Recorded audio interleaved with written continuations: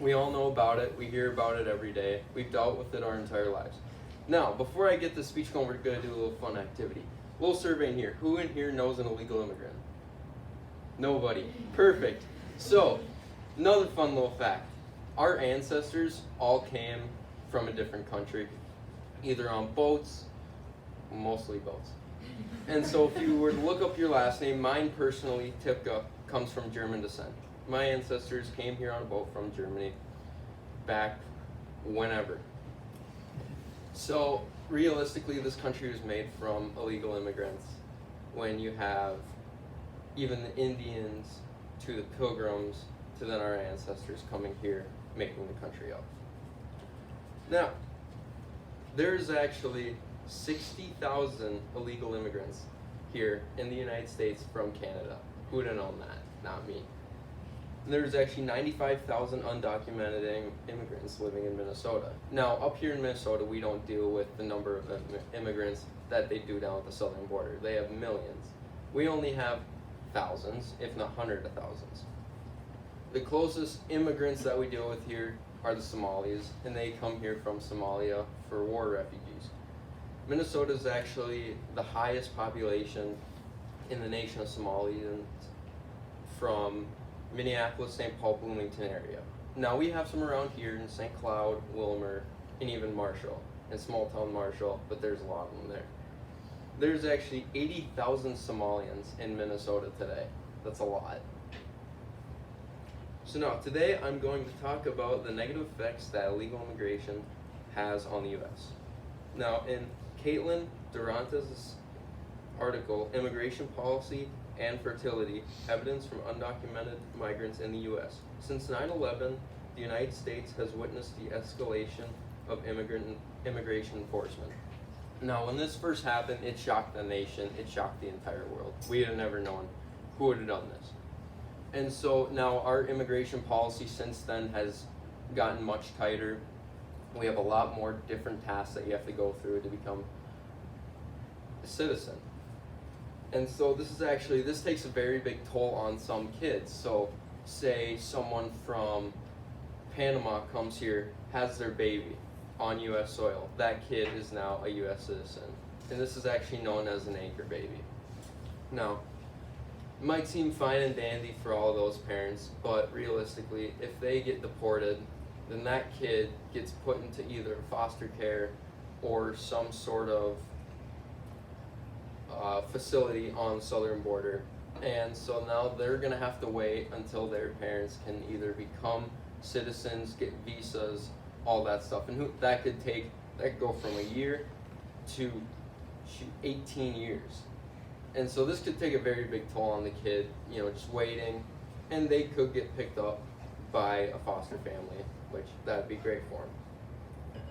Now, in another article by Simon Schuler, The Effects of 9/11 on Attitudes Towards Immigration and the Moderation Role of Education.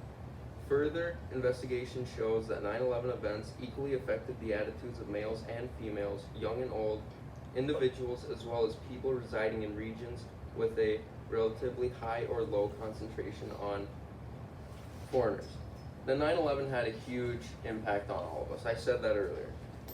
And everyone was less worried about hostility towards the Muslim community and more towards the attack. So even though we were not super happy with them and wanted to get revenge on especially Al-Qaeda, we were more worried about the attack on our country and how we were going to even try and come back from this. Now let's talk about the effects that illegal immigration can have on crime rates.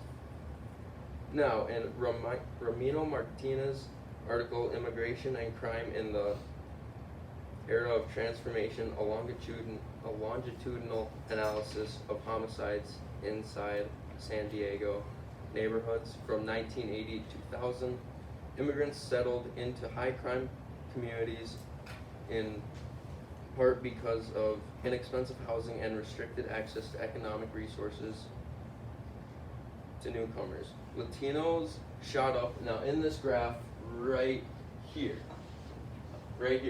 you can see that the Latino rate in 1980 was actually only at 13.1. Now that's still a relatively high number, but as you can see with the black homicide rate, it was 30.24. So I mean, there's a massive difference there. Now in just 1 year, or in 10 years, it shot up 7.82. Now that might not seem like a big number since, I mean, number 7, it's a single number, but that is massive. And then it actually, in 2000, crime rates went down a lot because of extra enforcement in those areas. Now in these low income areas, crime rates are huge. If somebody needs to get an extra dollar, they might go rob someone. And that was the thing with some of these illegal immigrants there is they might not came over here with much money. Now they have a job, but they only get paid $4.15. I mean, they can't live off of that. And now, actually, in a follow-up research from Martinez, the role of immigration, race/ethnicity, and San Diego homicide since 1970. Now this one actually carries from 70 to 2010. And it says, rates of lethal violence rose from 1970 through 1980, peaked in the 90s, and continued to decline through 2010. And now it actually is right here, you know, Latinos are only 0.99, they're right below 1. And that goes up to 5.1, and that just keeps going up and up and up. And same thing with everybody. And then when it gets into 2000s, they get the extra enforcement, and then it's at least getting better there. And now we're going to talk about some issues at the southern border. Now in Regina Bantola and Joanna Dunway's article, Spatial Proximity to the U.S.-Mexico Border and the newspaper coverage of immigration issues. The region has been devastated by the ravages of terror and human smuggling, drug smuggling, kidnapping, murder, the destruction of property, and the death of livestock. Now, a lot of these immigrants, they'll either come through, you know, they come through on those bordering states. Texas is a very big place for your immigrants to come through. Now, in this graph right here, this is about the number, and it's a very strong graph. Same thing with this one. And now in this bottom line right here, this dotted line, so this is private newspaper companies, and these are your corporates on the top. They're the strong line there. A lot of these are, you know, you get those 3 to 5 articles a month, and they're all within about 100 miles of port. So they actually have a pretty good view on what's going on.